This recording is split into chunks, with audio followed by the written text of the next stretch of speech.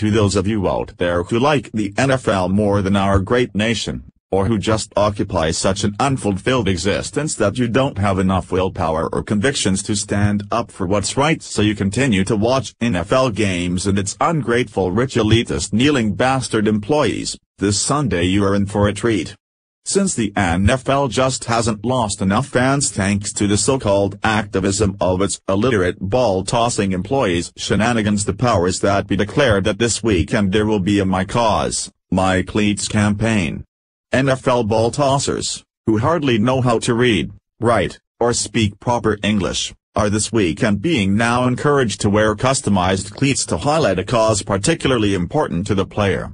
Some players have chosen cancer as their cause while others have chosen autism and even feeding the needy.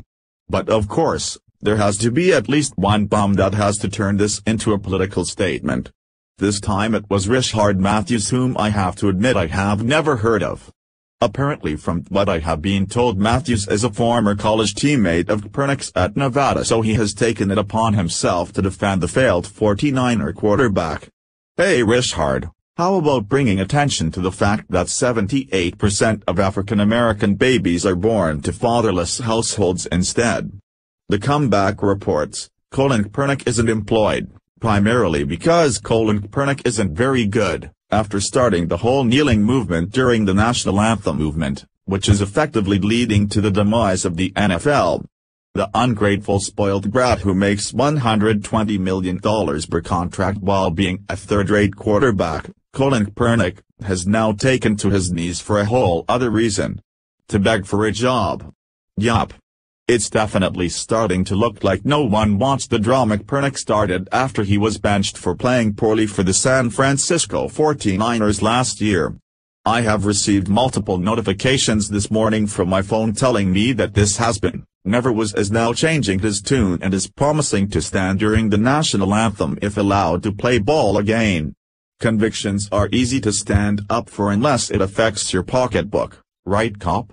Poor cop, he tried being anti-American in order to deflect from the fact that he's just not that good, and definitely not $120 million good. But it backfired on him. Now no one wants to hire him because of the mess he caused. Poor thing, maybe he can play for the Somali Football League. I'm sure his girlfriend, who has ties to radical Islam, can hook him up. Is Kaepernick being blackballed by the NFL, or is he not as good as he's being led to believe? Richard Sherman and others are concerned that nobody wants Colin Kaepernick because the outspoken quarterback is perhaps too outspoken.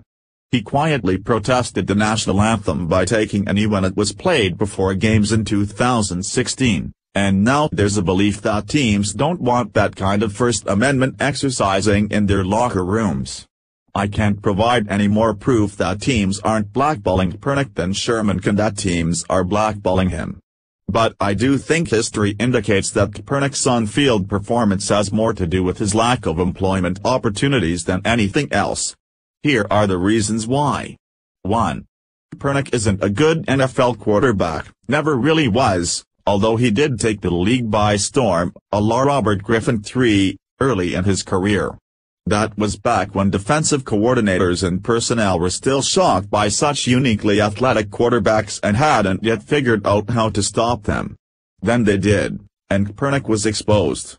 Once the league caught up to him, it became obvious that Kaepernick doesn't know how to hit secondary reads or even consistently manage an NFL offense under center. He misses too many easy passes and bails far too early on promising plays.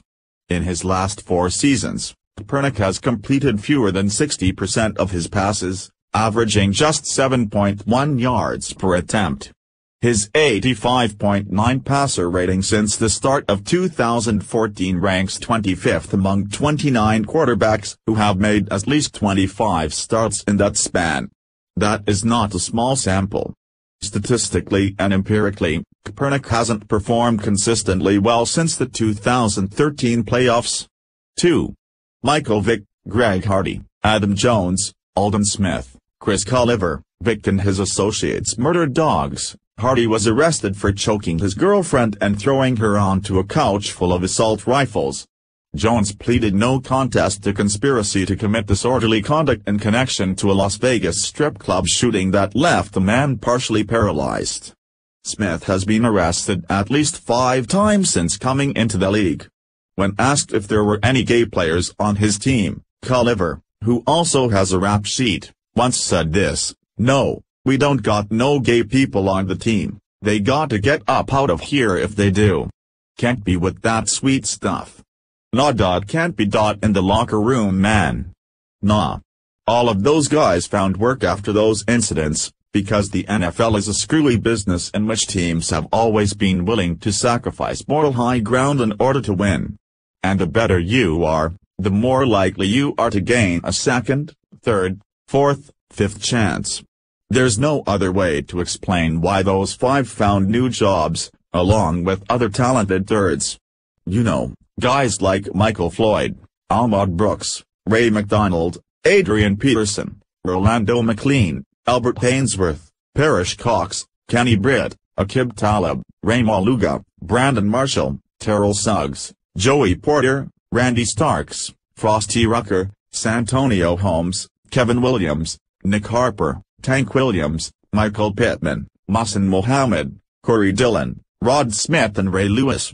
If teams were willing to take the PR hits associated with employing those players, surely some would be willing to sign a guy like Kaepernick, whose jersey sales skyrocketed after he began protesting the anthem last year.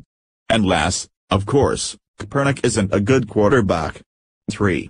He probably thinks he's a good quarterback. I know, Edge Manuel, Kellen Moore, Mark Sanchez, Zach Mettenberger, Brian Hoyer, Nick Foles, Colt McCoy, Josh McCown, Nate Barkley, Brandon Whedon, Scott Tolzien and Ryan Mallett all have jobs, and none of those guys are very good.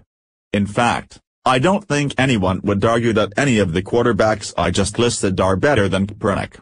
But that doesn't mean much, because none are viewed as starters, none are paid as starters and none pretend to be starters. They're on rosters as quarterback insurance, and most of them are regular pocket quarterbacks who can serve as a poor man's version of the starter they're backing up. In that respect, Kaepernick's unique skill set could be hurting him. He isn't a carbon copy of anything.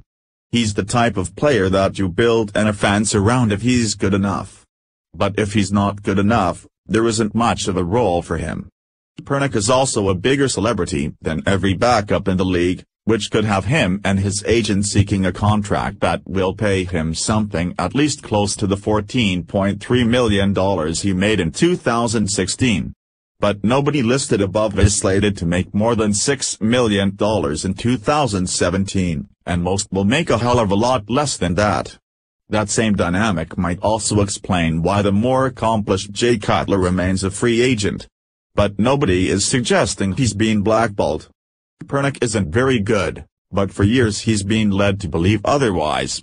In a league where teams refuse to give up on talented turds but can live without semi-talented good guys, that's the primary reason why he continues to linger on the free agent market.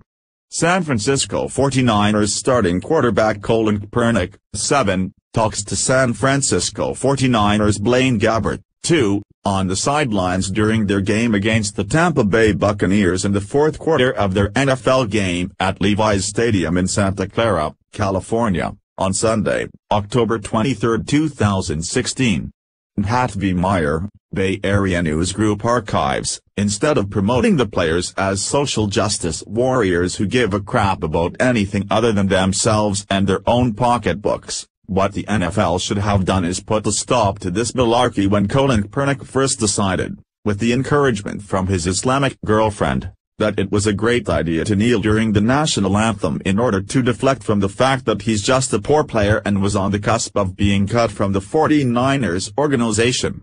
That was the moment to stop it, but now it's too late. Now it seems like the NFL is just asking us fans to stay away. It's like they are taunting us.